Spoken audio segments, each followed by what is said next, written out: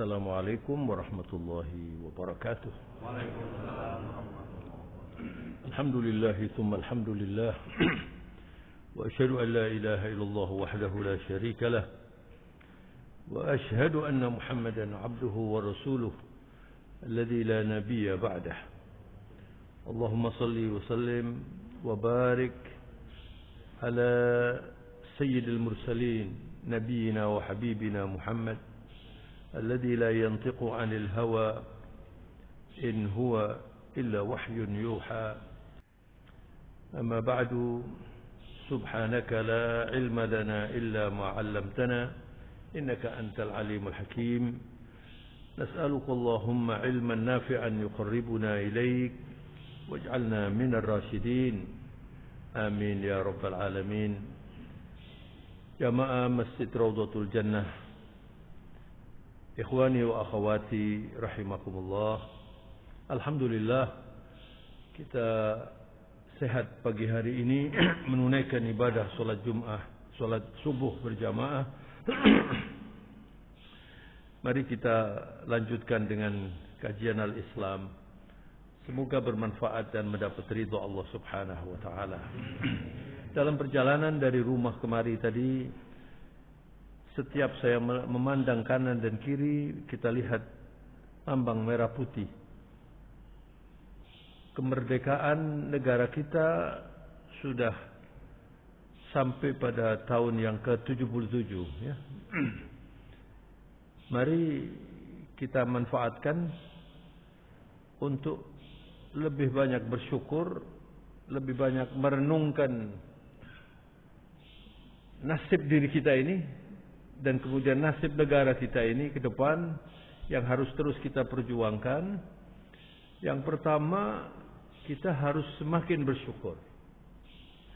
Dan bersyukur itu, saudara-saudara sekalian yang saya hormati, tidak sama dengan syukuran ya. Kalau syukuran itu gampang ya. Nanti malam 17 biasanya kan syukuran ya. Ya. Itu gampang itu. Mudah. Kita tumpengan, kita makan bersama, kita bergurau, itu acara yang rutin ya. Tapi mari kita hayati malam hari ini atau subuh hari ini. Bagaimana bersyukur menurut Islam? Ya. Orang yang bersyukur itu adalah orang yang mempertahankan nikmat Allah. Jadi kalau kita bersyukur, kita bisa menikmati nikmat Allah itu langgeng. Dan dengan bersyukur itu, Allah menambah lagi nikmat. Yang sudah ada, dipertahankan, yang belum ada didatangkan oleh Allah. Kalau kita bersyukur. Dan bersyukur itu, saudara-saudara, yang pertama adalah berilmu tentang nikmat. Al-ilmu bin ni'mah. Di dalam Al-Quran difirmankan oleh Allah, "Wa ma bikum min ni'matin fa min Allah." Semua yang namanya nikmat itu datang dari Allah Subhanahu wa taala. Dan kita mustahil akan bisa menghitung nikmat Allah. Jadi hanya orang yang tidak mengerti saja yang tidak banyak bersyukur itu. Kalau orang mengerti arti nikmat ini, dia pasti akan banyak bersyukur. Selalu ingat nikmat Allah itu. Dan ketika kita bisa mengucapkan alhamdulillah, kemudian dengan penuh kesadaran, itu nikmat. Sehingga ahlul ilm, para ulama itu kalau bersyukur tidak satu kali. Alhamdulillahi thumma alhamdulillah. Yang pertama mensyukuri nikmat macam-macam ini, kemudian yang kedua mensyukuri alhamdulillah kita itu. Sebab dengan mengucapkan alhamdulillah dan kita bersyukur, ditambah nikmat Allah itu. Itu yang pertama. Jadi orang sombong itu bukan orang yang bersyukur. Karena dia merasa bahwa kemampuannya itu dari dia. Dan contohnya di dalam Al-Quran, ada seorang kaya namanya Qarun, dia sombong. Dan dia mengatakan, "Innama utituhu ala ilmin indi." Saya bisa begini ini karena saya punya ilmunya. Hati-hati. Saya kan bekerja, jadi saya kaya ini wajar lah. Seakan-akan kaya itu dari dia. Seakan-akan dia bisa bekerja itu semuanya dari kemampuan dia. Tidak. Kita diberi kemampuan oleh Allah, kita diberi rezeki oleh Allah, maka kita mengucapkan syukur secara Islam yang benar. Sehingga tidak sombong. Bagaimana kita mau sombong? Saya sekarang bisa ngomong ini, ya karena saya diberi oleh Allah kesempatan. Gampang saja itu kalau ditarik oleh Allah Subhanahu wa taala. Bapak Ibu, malam hari ini, subuh hari ini menikmati berada di masjid ini karena diberi kesempatan oleh Allah Subhanahu wa taala. Banyak orang di luar itu yang ingin tapi nggak sempat. Atau memang tidak ingin, tidak tertarik. Lalu kita bisa hadir ke sini, itu semuanya adalah karena pertolongan Allah. Jadi yang pertama, al-ilmu bisyuk, al-ilmu bin ni'mah. Nah, kemudian yang kedua, al-hal. Al-hal itu keadaan. Jadi ada istilah misalnya ad-da'wa bil hal. Ini ad-da'wa bil qaul. Sekarang ini saya berdakwah dengan menyampaikan sesuatu. Tapi kalau Anda itu misalnya mengadakan acara menyantuni fakir miskin, itu adalah berdakwah dengan mempraktekkan hal keadaan ya. Jadi kita dengan nikmat ini kita merasa senang, kita bergembira. Itu orang yang selalu bersyukur itu bergembira, walaupun dia tidak punya banyak, walaupun punya sedikit, tapi dinikmati dan dia bersyukur. Itu yang kedua. Dan yang ketiga adalah al-amal. Al-amal ya. Di dalam Al-Quran Allah mengingatkan Nabi Dawud dan pengikutnya dan keluarganya, i'malu ala Dawud syukran. I'malu itu beramallah. Ala Dawud syukran, wahai keluarga Dawud dan pengikut Nabi Dawud, wa qalilun min ibadiyasy syakur, sedikit orang yang betul-betul bersyukur itu. Jadi kita ini ingin menjadi golongan sedikit itu. Karena orang yang bersyukur itulah orang yang masuk surga. Jadi saya ulangi, bersyukur itu al-ilmu bisyukur, al-ilmu bin ni'mah, kemudian al-hal, kemudian al-amal.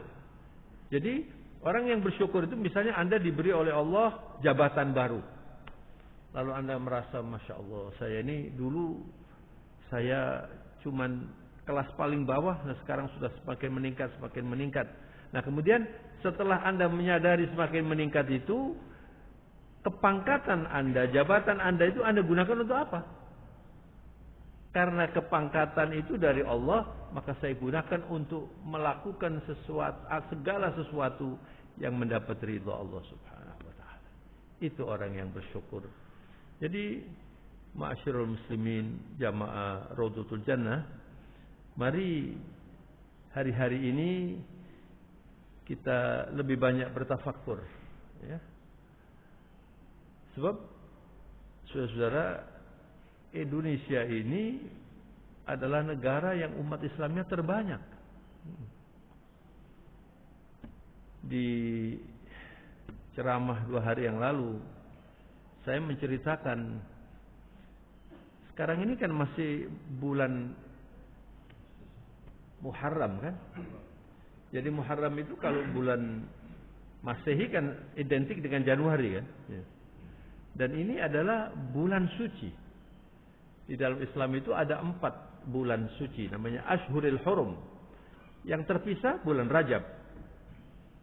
Sebelum Ramadan itu Rajab, Sya'ban, Ramadan. Ya. Kemudian yang kedua Dzulqa'dah, sebelum haji. Dzulhijjah, bulan haji, kemudian Muharram. 4 ini adalah Ashhurul Hurum. Apa artinya Ashhurul Hurum itu? Artinya bulan yang disucikan oleh Allah. Di 4 bulan Ashhurul Hurum ini umat Islam dilarang berperang kecuali kalau diserang. Jadi tidak boleh mengawali peperangan, tidak boleh. Kita dilarang oleh Allah untuk melakukan kezaliman. Kezaliman selalu dilarang, tapi di bulan Ramadan ini semakin dilarang. Artinya apa? kalau Anda di bulan ini melakukan kezaliman, itu dosanya lebih besar. Seperti misalnya Masjidil Haram. Kenapa disebut haram? Kemudian Makkah dan Madinah disebut Al-Haramain. Ini bukan haram seperti yang kalau orang makan babi haram, bukan itu. Artinya yang di sini boleh, di sana tidak boleh. Anda kalau di Mekah itu, kalau di sini misalnya, di sini dulu, Anda bermaksud akan mengganggu seseorang, ya. Bermaksud akan mengganggu seseorang ini belum dosa. Tapi ketika Anda lakukan, maka Anda dosa. Tapi tidak di Mekah. Wa man yurid fihi bi ilhadin bi dzulmin nudzikhu min adzabin alim. Allah menyatakan barang siapa berkeinginan untuk melakukan perbuatan makar, perbuatan fasad, perbuatan dosa, sudah terkena sanksi. Itu kalau di Mekah. Karena kota suci. Nah, kita juga sekarang ini berada di Ashhurul Hurum. Nah, saudara-saudara, ketika kita memasuki tahun 1401, jadi berapa tahun yang lalu itu? 44. Sekarang tahun berapa ini? 1444 ya? Ya. Di Surabaya ini saya masih ingat itu. Mungkin ada yang belum lahir waktu itu ya. Ini kan banyak yang muda-muda ini. Itu 44 tahun yang lalu. Di Surabaya ini ada tabligh akbar kalau bahasa sekarang itu ya. Diadakan di lapangan sepak bola Tambak Sari. Pagi hari. Yang berceramah Buya Hamka almarhum. Saya tidak hadir, tapi saya mendengarkan di radio waktu itu. Buya Hamka datang dari Jakarta, pesawat pertama, kemudian sampai di Gelora, apa namanya? Tambak Sari itu. Kira-kira jam 8, kemudian berceramah. Ada yang penting, saudara ya. Jadi pada waktu itu, umat Islam memasuki abad ke-15. Ya. Sekarang masih abad ke-15, tapi sudah 44 tahun. Dan pada waktu itu temanya adalah kebangkitan umat Islam. Saya kira tema itu bukan hanya di Indonesia, di mana-mana itu ya. Nah, pertanyaannya sekarang, apakah umat Islam sudah bangkit 44 tahun ini? Sampai menjawab apa? Belumnya pelan-pelan. Belum. 44 tahun. Itu sudah dicanangkan kebangkitan umat Islam ya. Kalau kita itu menikmati Islam dengan benar, dunia ini akan damai. Karena memang Islam itu diturunkan rahmatan lil alamin. Dan Islam itu dinul bashar. Islam itu agama manusia. Dimanapun manusia, kemudian Islam diturunkan, itu negerinya Islam. Dinul bashar. Allah subhanahu wa ta'ala di dalam surat As-Saba menyatakan, wa ma arsalnaka illa kaffatan linnas basyiran wa nadhira walakinna aktsarun nasi la ya'lamun. Allah. Dan tidak aku utus engkau, yakni Muhammad sayyidul mursalin, illa kaffatan linnas. Itu bisa dua interpretasi. Yang pertama adalah Rasulullah ini diberi kesiapan untuk bisa menyampaikan risalah ini dan memimpin seluruh umat manusia. Kaffatan linnas. Dan yang kedua adalah berarti semua manusia itu ketika Rasulullah sudah diutus sebagai nabi yang terakhir, Allah menghendaki manusia itu menggunakan ajaran ini supaya bisa menikmati dunia ini dengan benar dan baik. Maka kalau kita bisa menikmati, syukur saja ya. Manusia bersyukur yang bisa menikmati kemerdekaan sejati, itu adalah manusia yang bertauhid. La ilaha illallah, la ma'buda bihaqqin illallah, la maqsuda illallah, la matluba illallah. Itu artinya la ilaha illallah. Tidak ada yang patut dan seharusnya disembah dengan benar kecuali Allah. Sehingga orang Islam dan ajaran Islam itu landasannya adalah la ilaha illallah. Itu artinya apa? Semua ini makhluk. Kecuali Sang Maha Pencipta yang menciptakan makhluk semua ini. Itu landasan kita. Maka ketika kita bisa menikmati tauhid, bertauhid dengan benar, maka kita merdeka. Merdeka dari tekanan hawa nafsu. Banyak orang yang tidak merdeka. Karena hawa nafsunya mengikat dia. Hawa nafsu itu dikatakan oleh Allah, inna nafsa la'ammaratun bisu. Hawa nafsu itu selalu menarik orang untuk berbuat yang tidak baik. Demi harta, demi wanita, demi jabatan, bisa menipu, bisa membunuh, bisa berkhianat. Ini artinya tidak merdeka.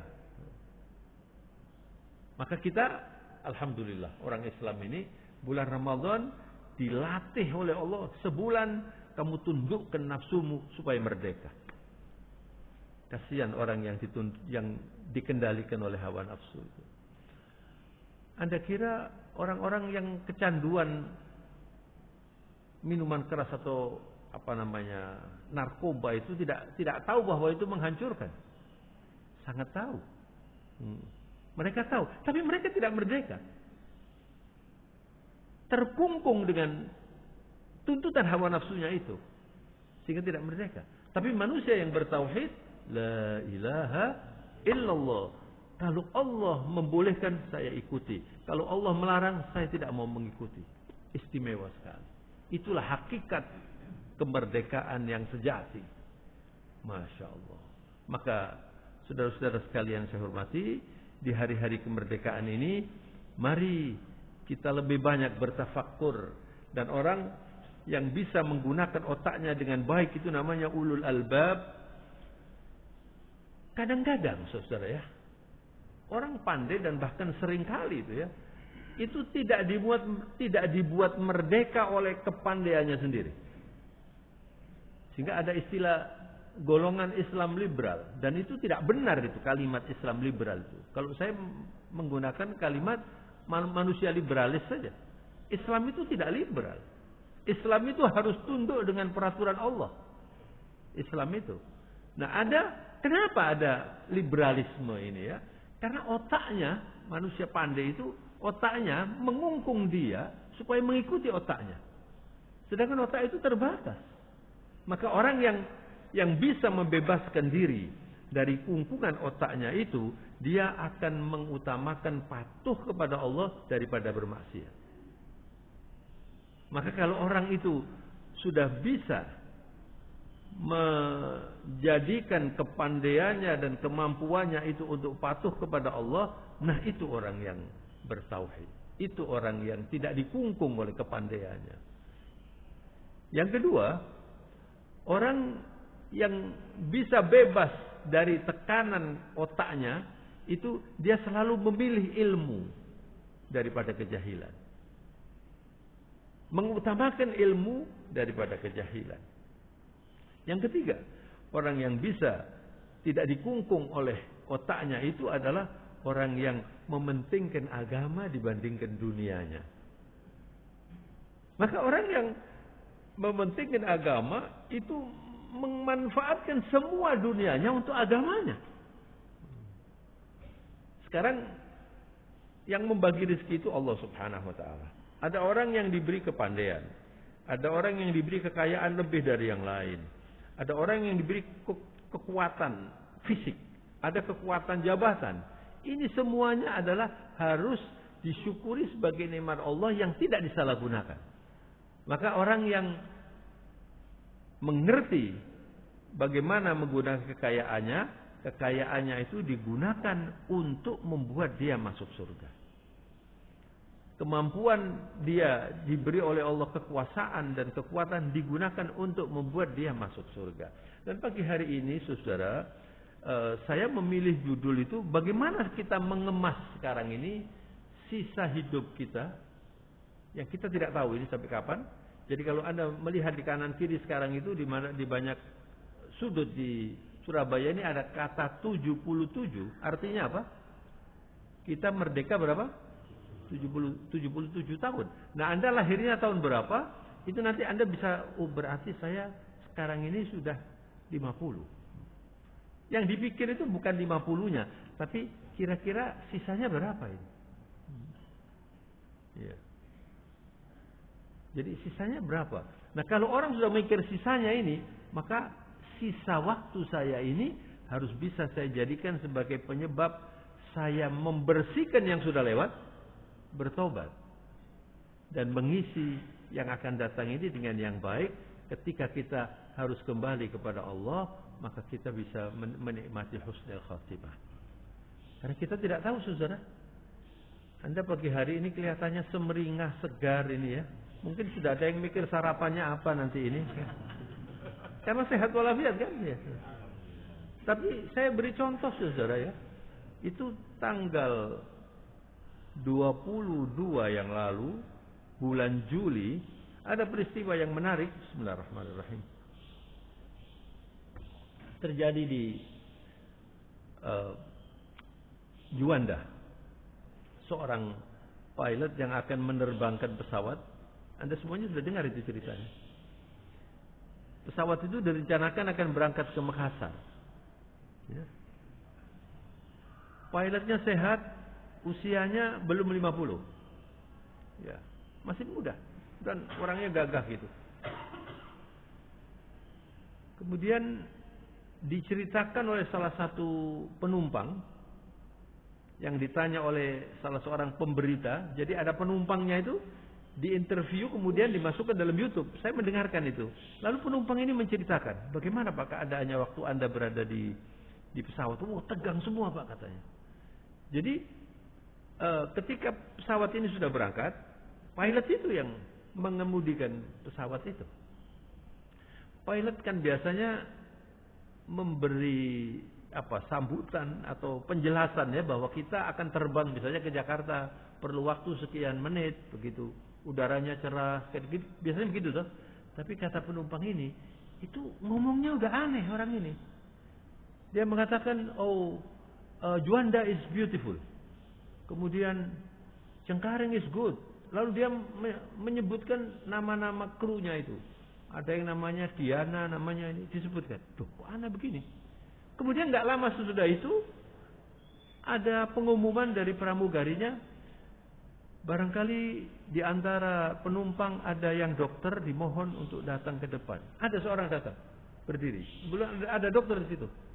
Lalu dokter itu masuk di ruang pengemudi itu, diperiksa sebentar, dokter itu kemudian keluar, duduk di tempatnya lagi. Ternyata memang sakit. Pilotnya itu sakit. Ya. Setelah dokter yang kembali ke tempatnya, pramugarinya mengumumkan lagi, apa ada di antara penumpang ini ada yang pilot? Duh, untuk menggantikan mengemudi ini, kalau nyupir mobil gampang ini. Ini pesawat, tegang semuanya Pak. Loh, apa ini terjadi ini? Ternyata si pilot itu sudah nggak bisa berdaya lagi, sakitnya.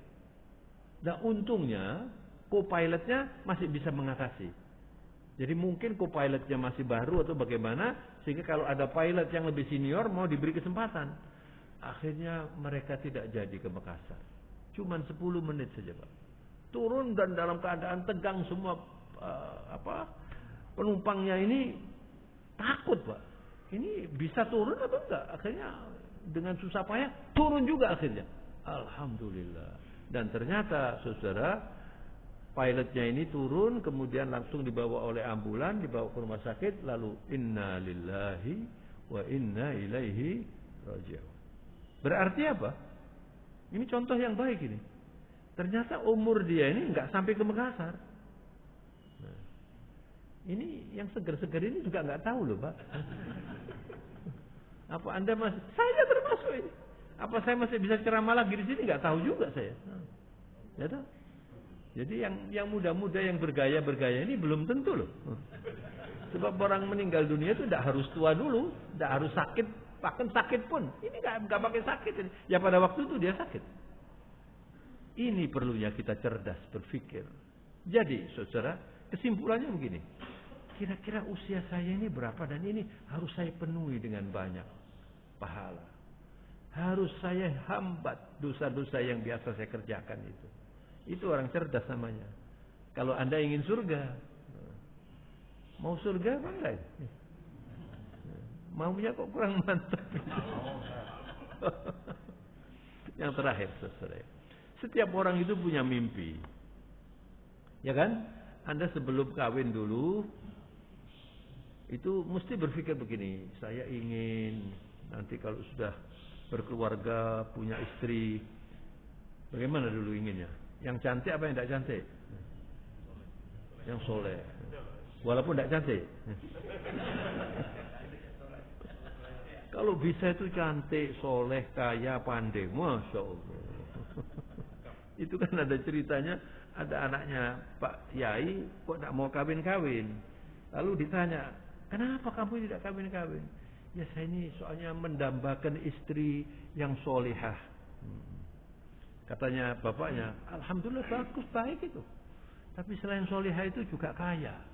Masya Allah, ya bagus. Selain kaya itu juga pandai. Terus selain pandai itu sehat walafiat, katanya kiainya. Lek ono sing ngono tak pek dhewe wis. Tidak ada manusia sempurna. Tapi kan Anda boleh bermimpi kan?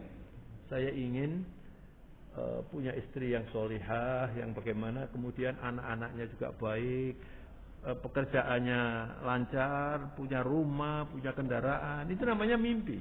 Ya kan? Cita-cita. Ya betul lah. Nah sekarang saya tanya, Anda sudah mimpi masuk surga apa enggak? Belum. Jadi nggak ingin masuk surga berarti. Kok ada mimpi masuk? Gimana surga itu? Nah ini ada cerita saudara ya. Ini maksud saya ini sisa waktu ini loh Pak. Sisa waktu ini ya. Anda harus mimpi masuk surga. Gimana ini? Coba lihat orang yang meninggal ini. Ya Allah. Saya pernah takziah. Orangnya kaya, rumahnya bagus. Orangnya yang meninggal itu masih muda lah, kepala 4 usianya. Karirnya masih menanjak. Terus saya tafakkur di situ. Saya beberapa kali, ya 2 kali kalau nggak salah ceramah di rumah itu, diundang oleh almarhum itu. Terus saya bayangkan, ya ini ditinggal semua. Anda punya apa saja ditinggal semua loh kalau meninggal itu. Nah, sehidup semati itu cuma ngomong doang kata orang Jakarta. Kalau sudah mati masa mau ikut istrinya? Nggak ada, sudah ditinggal. Jabatan ditinggal, rumah ditinggal. Apalagi kantor, lagi kantor. Mobil yang tiap hari dinikmati, ditinggal semua. Yang bermanfaat cuma amal ibadah saya. Amal ibadah saja. Anda bertakwa atau tidak? Lu masa yang penting seperti ini tidak dipikirkan? Ingin macam-macam dipikirkan, karir segala macam dipikirkan. Dia nggak sadar bahwa setiap hari itu saudara, ya, malaikat maut, namanya siapa? Israel. Itu tiap hari itu lewat rumah Anda itu. Cuman Anda nggak lihat. Mampir ke rumahnya tetangga. Nanti ada waktunya ngelewati tetangga, mampir ke rumahnya Pak Mulyadi ini. Kan begitu. Ini bukan dongengan ini. Cuman kita tidak lihat malaikat itu. Makanya orang tidak siap. Tahu-tahu mati. Yang kasihan itu saudara ya, kalau orang itu terlalu duniawi berpikir lalu mati. Ya Allah. Gimana nanti? Kata seorang ulama namanya Ibnu Qayyim al-Jauziyah, la taghtar bi kathratin nas. Kamu jangan terkecoh dengan banyaknya keluarga atau banyaknya teman. Fa innaka sawfa tamutu wahdak wa tadkhulul qabr wahdak wa tuhsyaru wahdak. Nanti kamu akan mati sendiri. Masuk kuburan juga sendiri, dibangkitkan juga sendiri. Itu harus dipikirkan sekarang. Makanya kalau Anda tidak punya keinginan untuk masuk surga, tidak punya keinginan untuk kaya di akhirat, nanti Anda sulit. Nah, saudara, ada kisah seorang soleh. Dia datang kepada orang alim. Lalu orang soleh ini mengatakan kepada sang guru, ya ayyuhal alim, syawwiknil jannah. Wahai orang yang berilmu, buatkan saya ini supaya rindu dengan surga. Jadi kalau Anda ini belum rindu surga ini, jangan-jangan nanti nggak ke sana nanti ini. Naudzubillah min dzalik. Sebab orang di akhirat itu cuma dua macam saja. Kalau nggak surga apa? Tengah-tengah nggak ada. Anda harus masuk surga. Kita harus masuk surga. Orang soleh ini orang soleh ini setiap hari soleh dia ini ibadah. Tapi dia ingin gimana supaya saya rindu dengan surga. Lalu dijawab oleh orang alim ini. Jawabannya begini. Fiha Rasulullah sallallahu alaihi wasallam. Innahu awwalu man yadkhuluha. Surga tidak dibuka untuk siapapun sebelum Rasulullah masuk. Bukan Nabi Adam, bukan Nabi Ibrahim, bukan Nabi yang lain yang pertama masuk surga. Muhammad sallallahu alaihi wasallam. Oleh karena itu, orang alim ini mengatakan fiha Rasulullah sallallahu alaihi wasallam. Wa 'alaika an takuna min alladhina yastaqimuna 'ala ad-din. Wa 'alaika an tastaqima 'ala ad-din. Maka kamu kalau ingin surga di situ ada Rasulullah dan kamu harus berpikir bagaimana saya supaya bisa beristiqomah dan bisa bersama Rasulullah sallallahu alaihi wasallam. Artinya apa saudara? Anda harus berusaha untuk cinta kepada Nabi. Sebab orang itu kalau sudah cinta mudah itu nanti Anda mengikuti.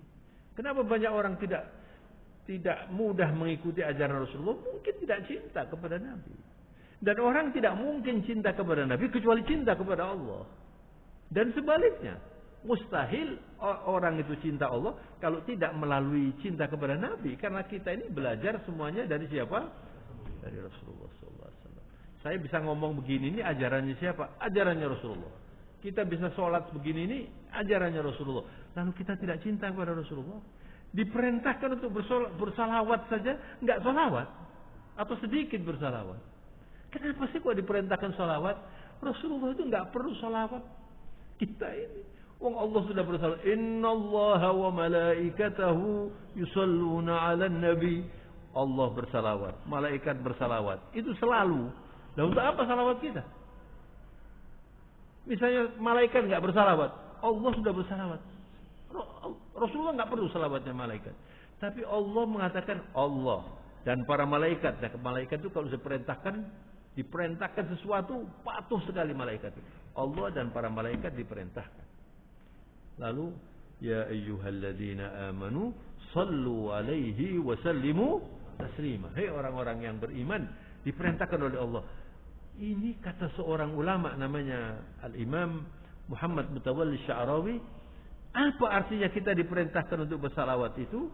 Kata Sya'rawi, ini namanya taklif tasyrifi.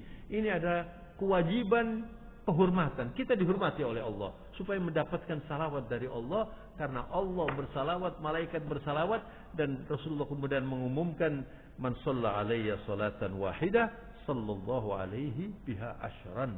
Kalau Anda itu bersalawat satu kali saja. Misalnya tadi ada masuk di masjid ini ya, saya panggil masuk masjid ini tadi, Masya Allah. Rasanya seger gitu ya. Masya Allah. Mudah-mudahan semakin santri Bapak Ibu ini ya. Anda datang ke masjid di sini kemudian duduk, lalu niat beriktikaf, lalu Anda mengucapkan Allahumma salli ala Muhammad wa ala ali Muhammad kama sallaita ala Ibrahim wa ala ali Ibrahim wa barik ala Muhammad wa ala ali Muhammad kama barakta ala Ibrahim wa ala ali Ibrahim fil alamin innaka Hamidum Majid. Anda disalawati Allah 10. Rugi orang yang tidak memperhatikan salawat itu, saudara ya. Jadi kalau Anda ingin surga, pertama kuncinya Anda harus selalu mendambakan surga. Kedua, jangan lupa bahwa orang pertama yang akan masuk surga itu Rasulullah sallallahu alaihi wasallam. Dan Rasulullah mengatakan, "Al-mar'u ma'a man ahabba yaumal qiyamah." Di akhirat itu nanti Anda akan bersama yang Anda cintai. Kalau Anda cinta pada direktur Anda, ya nanti sama direktur. Tidak tahu direkturnya masuk mana. Ya. Kalau Anda cinta pada ketua partai, ya nanti sama ketua partai nanti. Setiap hari ketua partai, nanti di sana sama ketua partai. Kalau Anda ingin bersama Rasulullah, harus setiap hari berpikir tentang Rasulullah. Artinya apa? Berpikir tentang Nabi itu, berpikir tentang peraturannya, mengikuti peraturannya, bersyukur, terus begitu. Masya Allah. Nah ini kalau Anda itu banyak mengucapkan Allahumma sholli ala Muhammad wa ala ali Muhammad, atau Allahumma sholli ala sayyidina Muhammad wa ala ali sayyidina Muhammad, Allahumma sholli ala sayyidina wa habibina wa syafi'ina wa maulana Muhammad. Silakan. Yang penting dengan tulus Anda itu cinta kepada Nabi, ini menjadi bekal sisa hidup kita yang akan datang ini. Ada seorang ulama mengatakan, kalau Anda tahu nilai Anda disalawati Allah, sebab Nabi mengatakan kalau Anda salawat 1 kali, disalawati Allah 10 kali. Salawat itu lebih tinggi dari semua pahala. Salawat dari Allah, manusia kita ini loh disalawati Allah hanya karena Anda bersalawat kepada Allah kepada Rasulullah dengan tulus. Makanya kalau saya ketemu dengan para ulama, para aulia, saya paling senang ketemu dengan orang-orang yang ilmunya banyak itu. Itu mereka itu sibuk dengan zikir terus, Pak. Sibuk dengan zikir terus mereka itu. Jadi kalau Anda ingin sukses, dan semuanya tentu ingin sukses insyaallah, mari kita rubah cara hidup kita. Sisa hidup kita yang akan datang ini, kita nggak tahu, mungkin 1 tahun, mungkin 2 tahun, mungkin 10 tahun, ya. Kita nggak tahu. Tapi jadikan ini yang terbaik. Jadikan ini yang paling damai. Ya. Jangan dikotori dengan misalnya tidak bersilaturahmi dengan tetangga, bermusuhan. Itu yang menghambat orang masuk surga. Ada orang santri sholat tiap hari di masjid, berhaji sudah, umroh sering, ya, zakat dikeluarkan, tapi nggak berdamai dengan tetangganya, atau mungkin bertengkar dengan saudaranya. Gimana mau masuk surga? Surga itu nggak bisa dibandingkan dengan sholat kita. Nggak bisa, kalau bahasanya orang-orang modern sekarang, tidak apple to apple, ngerti nggak? Jadi bukan, wong saya sudah sholat ya, saya masuk surga, bukan begitu, Pak. Kita sholat, kita macam-macam, nggak bisa ini, akan cukup membuat kita masuk surga, nggak bisa kecuali mendapat rahmat Allah Subhanahu wa taala. Nah, rahmat Allah itu akan diberikan kalau Anda mematuhi Allah dan Rasulnya. Anda sholat ini, dirahmati Allah. Anda ikut pengajian seperti ini, dirahmati Allah. Kalau Anda cinta pengajian, Anda suka berzikir, suka bersalawat, insya Allah nanti rahmat Allah itu turun. Dan itulah yang membuat kita itu bisa masuk surga. Maka saudara, yang terakhir, mari kita isi, ya, kita isi sisa waktu kita ini dengan banyak mengumpulkan pahala. Jadi pola pikir orang yang ingin masuk surga dan insya Allah berhasil itu, dia tidak mau menyia-nyiakan waktu, dan selalu berpikir bagaimana supaya aktivitas kita ini berpahala. Saya kasih contoh satu saja. Banyak orang tidak berpikir mungkin, ya. Ini kalau Anda melihat handphone ini, ya toh, kan kita setiap hari yang, saya kira ada nggak yang nggak punya handphone? Coba angkat tangan. Mau saya kasih nanti. Semua punya handphone. Lalu di sini ada namanya profile, ya. Apa namanya itu, ya. Kadang-kadang kita ini nggak sadar, ya. Kita ini kok memamerkan kemesraan dengan istri di sini. Apa Anda kira nggak dosa itu? Atau Anda memasang gambarnya bintang film? Ini banyak orang nggak mikir ini. Jadi setiap kali Anda itu ditelepon orang, kemudian Anda misalnya bermesra-mesraan dengan istrinya. Kalau istrinya cantik, ya, Anda berdosa. Karena apa? Orang yang lihat tuh, Cek Ayu nih, ya. Kapan pegatan nih? Mungkin begitu. Dosa sampean. Mikir apa enggak? Terus Anda 1 hari 50 kali dibuka oleh orang ini, Anda 50 kali dosa. Sekarang kalau istrinya jelek, nggak cantik istrinya, ya. Terus dipamerkan di sini. Wong koyok ngini kok dipamerkan. Orang ini menghina ini kan, Anda dosa. Nggak mikir kan? Makanya kalau Anda mau masuk surga gampang itu, cari pahala. Saya nggak repot-repot, saya tulis di sini gambarnya masjid aja sudah. Supaya apa? Pikiran saya supaya orang ingat masjid. Jadi harapan saya membuka kan mesti tampak itu. Saya itu nggak tahu nelpon siapa gitu, ya. Itu gambarnya nggak saya lihat sudah gini. Nah kalau saya lihatnya kan berdosa ini. Lihat terus gini. Berdosa ini. Ini banyak orang nggak mikir. Jadi sekarang ya kalau Anda ingin produktif pahala banyak, jangan membuang waktu. Gunakan kesempatan itu semuanya untuk pahala. Anda duduk dengan orang ngomong ya, kalau bisa dinasehati. Kalau bisa Anda mendengarkan nasihatnya, jangan menyakiti orang. Ini nanti Anda sisa waktunya ini nanti, waduh semuanya nilainya 9, Masya Allah. Bagaimana kira-kira? Mau masuk surga apa enggak? Dan sekarang itu, saudara ya, dunia ini semakin terbuka. Dulu kan enggak ada begini nih Pak. Dunia ini semakin terbuka. Bohong tiap hari di sini, fitnah tiap hari di sini. Ya Allah, apalagi sekarang ini. Kalau Anda tidak membentengi diri, jangan-jangan nanti enggak lulus nanti ini. Jadi harus dibentengi yang baik, sehingga nanti ketika saya meninggal dunia, insya Allah saya bisa mengucapkan la ilaha illallah Muhammadur Rasulullah sallallahu alaihi wasallam, kemudian Anda wafat. Masya Allah. Itu adalah yang paling penting dalam kehidupan ini. Enggak ada yang lebih penting. Dan nanti ketika Anda masuk liang lahat, Anda bisa menikmati malam pertama di kuburan itu dalam keadaan yang indah. Ada seorang ulama menulis buku. Biasanya orang berpikir malam pertama itu kan pengantin, ya. Ini malam pertama di kuburan. Jadi ada teman saya ditinggal wafat oleh suaminya, terus istrinya, Pak, saya minta tolong kalau ada buku-buku supaya saya lebih mantap. Saya kasih buku itu. Setelah berapa lama ketemu sudah dibaca, Bu. Enggak berani saya baca. Itu tidak ada malam yang lebih penting dibandingkan malam pertama di kuburan. Karena kalau Anda tidak lulus malam itu terus Anda tidak lulus, kata. Tapi kalau Anda sudah lulus, nanti tahap berikutnya sampai surga Anda akan sukses. Mudah-mudahan kajian kita malam hari ini, kok malam terus seperti malam soalnya, pagi hari ini bisa mengantarkan kita ke surga insyaallah. Semoga kita dibimbing untuk mendapat hidayah senantiasa dan diampuni dosa-dosa kita. Subhanakallahumma wa bihamdika nasyhadu an la ilaha illa anta nastaghfiruka wa natubu ilaik. Alhamdulillah. Allahumma rabbana hab lana min azwajina wa dhurriyyatina qurrata a'yun waj'alna lil muttaqina imama. Alhamdulillah. Allahumma ij'alna minasy syakirin. Alhamdulillah. اللهم حبب إلينا الإيمان وزينه في قلوبنا وكره إلينا الكفر والفسوق والعصيان. الحمد لله. اللهم اغفر ذنوبنا واستر عيوبنا وارحمنا فإنك بنا راحم.